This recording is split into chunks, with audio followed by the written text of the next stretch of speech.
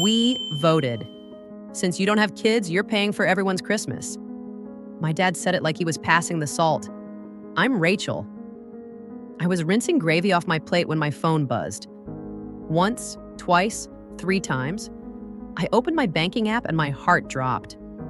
$3,700 at a department store. $250 at Apple.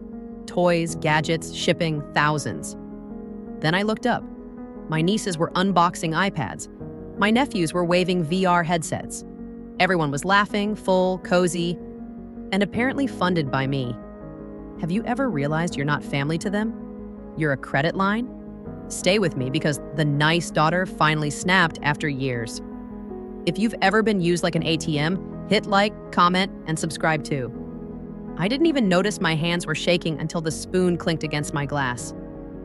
Laughter, wrapping paper, my aunt's Jingle Bell playlist, and my phone vibrating like it was trying to crawl out of my pocket. I slipped it out under the table, expecting a Merry Christmas text. Instead, you've been charged $3,998.45 at Maryland Family Department Store.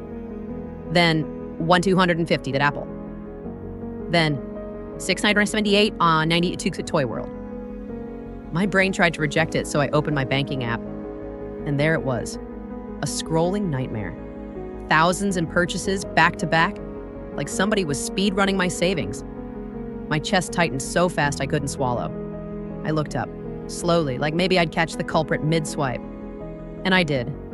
Not at a register, right there in my living room.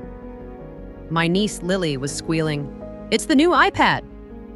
My nephew Owen had a VR headset on, swinging his arms like he was fighting invisible dragons. My sister Melissa beamed. My brother-in-law, Trent, raised his glass at my dad, Frank, like they'd just pulled off a heist. I stood up, chair scraping the floor. "Dad," I said, "did someone use my card?" Frank didn't look guilty. He looked comfortable. "Oh yeah," he said, chuckling. "We voted earlier. Since you don't have kids, it just made sense you take care of the ones who do."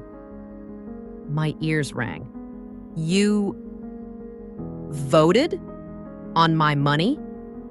Mom, Diane, didn't even lift her eyes from her wine. "Rachel, you're doing well," she said. "You know how expensive kids are." And that's when it hit me. They weren't confused. They weren't embarrassed. They were entitled. Like my paycheck came with a family subscription plan. I scanned the room, waiting for someone, anyone, to say, "This is insane." But all I saw were people avoiding eye contact. My cousin Jenna suddenly found the fireplace fascinating. My aunt pretended to fix a bow that didn't need fixing. Even the kids went quiet, clutching their gifts like shields. Frank leaned back and smiled. "Relax, Rach. Don't make this a big thing. It's Christmas." That word, Christmas, felt like a trap. If I protested, I'd be ruining the holiday. If I stayed quiet, I'd be agreeing. I took a slow breath. My voice came out softer than I expected, but sharper too. "You're going to love what comes next." He laughed like I'd told a joke. That laugh burned because it sounded like he'd been laughing at me for years. I didn't argue. I didn't cry in front of them. I grabbed my coat, my purse, and I walked out while they stared like I'd committed the crime. Outside, the air slapped my face. My hands still trembled as I got into my car, and I just sat there with the steering wheel under my palms, trying to breathe. Then the memories started lining up like receipts. The times I covered dinner because I make more. The birthday parties I drove hours for while nobody showed up for mine. The little requests that were never little. The way Mom always said, "You're single, you have time." Like my life was a blank space for them to fill. I got home, made tea I didn't even want, and stared at the steam, replaying one sentence. We voted. Here's the part that messed with me most. I wasn't broke. I was okay. And because I was okay, they decided I was available. Like stability meant I owed everyone else a softer landing. That night, my phone blew up. Calls, texts, voicemails. I didn't listen. I just sat on my couch and felt this heavy, ugly clarity. I wasn't their daughter first. I was their convenience. So I asked myself the question I'd avoided for years. If strangers had done this to me, would I hesitate to call it what it is? The answer made me feel sick. I kept thinking about my sister looking me dead in the eye earlier and saying, "You're so generous." Well, like it was a compliment, not a warning. And I realized something else. They weren't stealing just money. They were stealing my silence, counting on the old Rachel who'd swallow pain to keep everyone comfortable. Because it wasn't generosity. It wasn't family love. It was theft, wrapped in holiday paper. I woke up the next morning with that rare calm that only shows up after your heart has been shattered and reassembled into something harder. The crying was gone. The clarity was here. I brewed coffee, opened my laptop, and pulled up my accounts like I was building a case. Charge after charge, bold as daylight. Same stores, same timestamps. Same story. Somebody thought my money was community property. First, I did something surgical. I screenshotted everything: transactions, receipt emails, shipping confirmations. And here's the wild part. They didn't even hide it. Deliveries were going to Melissa's address. Some were heading to Mom and Dad's place. One confirmation had Trent's email on it, like he signed it with a bow. So I opened the family group chat, the one filled with baby photos and prayer request texts, and typed one line: "Frank, I'm sending an invoice today for the holiday expenses. Please split it equally among the parents who received gifts. You have 48 hours. Then I turned off notifications. The old me would have stared at the screen, waiting to be forgiven for having a spine. The new me wanted them to sit in the discomfort they created. When I checked later, the replies were exactly what you'd expect. Melissa: "Is this a joke?" Trent: "We talked about this, Rachel. You agreed." Dad: "No need to be dramatic." Mom: "It's just Christmas. Kids come first." Kids come first. Not consent. Not respect. Not the fact that they never asked, because they already decided. I didn't argue.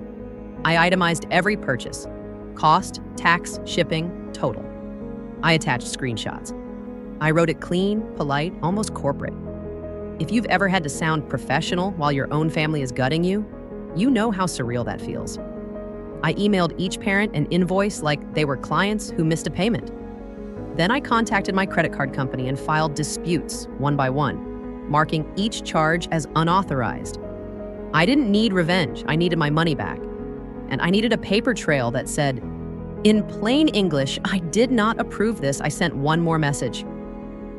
"FYI, I've filed disputes for every charge made without my permission. The bank will contact merchants. I'm keeping documentation." Silence.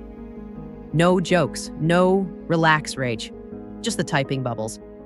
Then nothing. That silence told me everything. They weren't sorry. They were scared. And if you're listening right now thinking, "Well, that's harsh," pause with me. If a stranger drained your account, would you worry about being harsh? Or would you call it self-respect? Drop a comment, seriously, because I want to know where you draw that line. But I still wasn't done setting boundaries. Every year, my apartment became Christmas headquarters. I hosted. I cooked.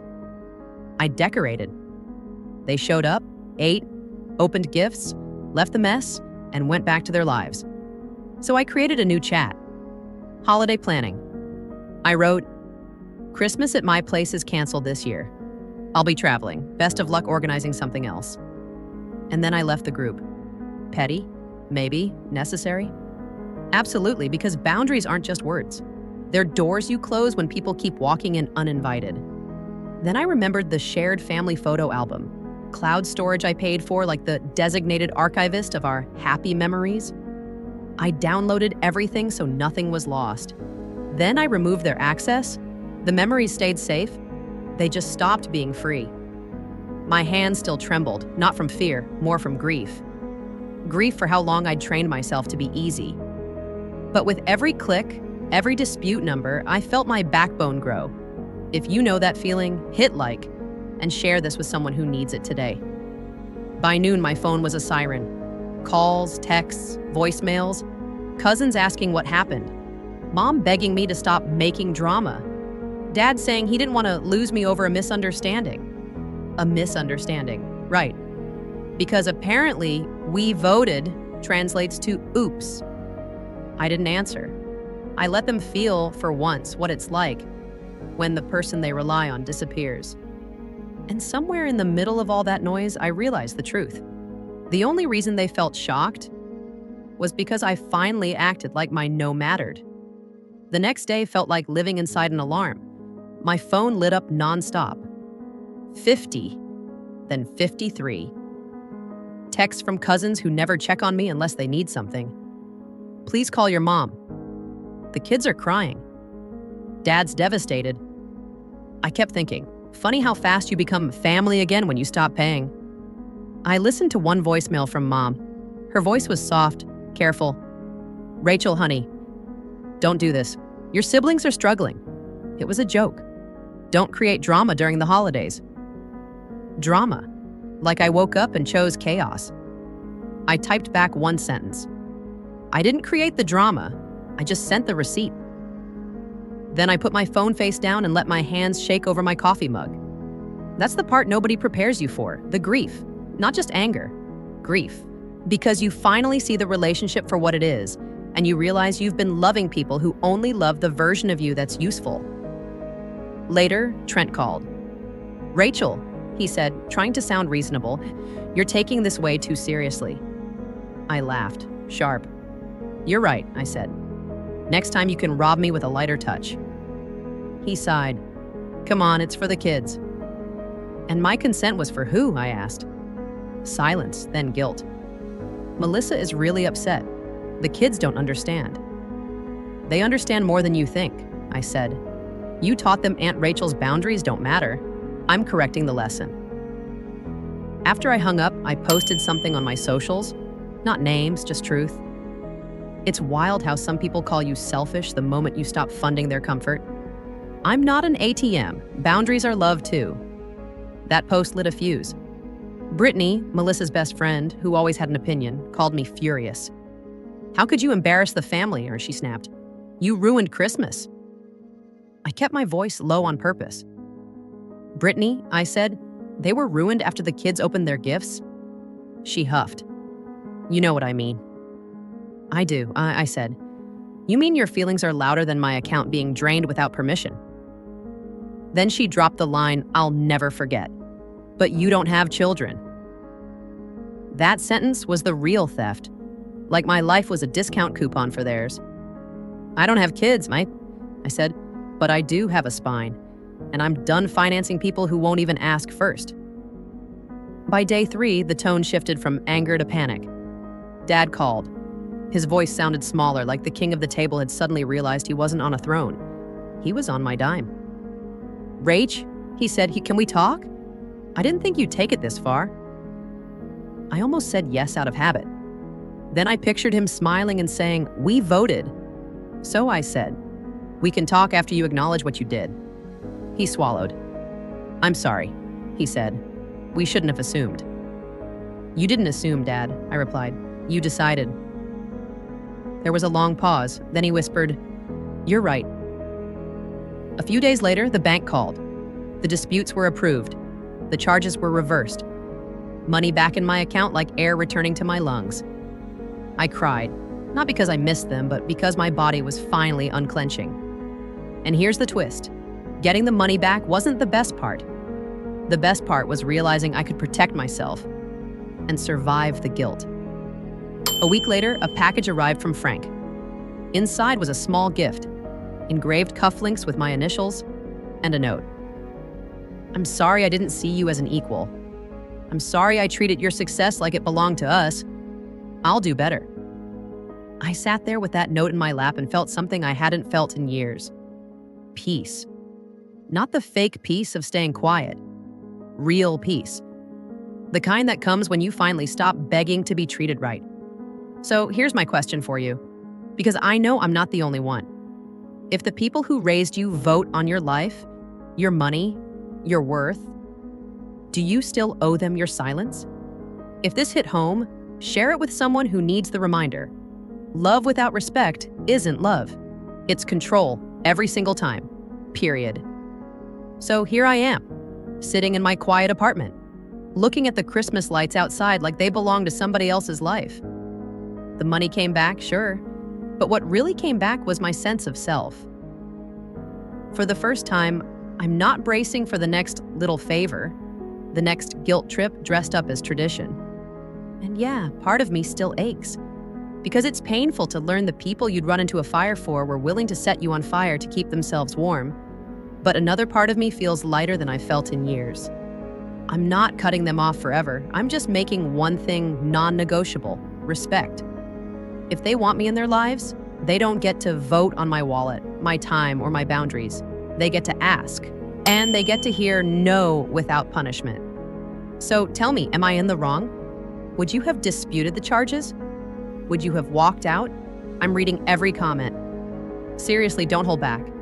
If this story hit a nerve, please share it with someone who needs permission to set boundaries, and subscribe for more real-life stories like this. Protect your peace, always.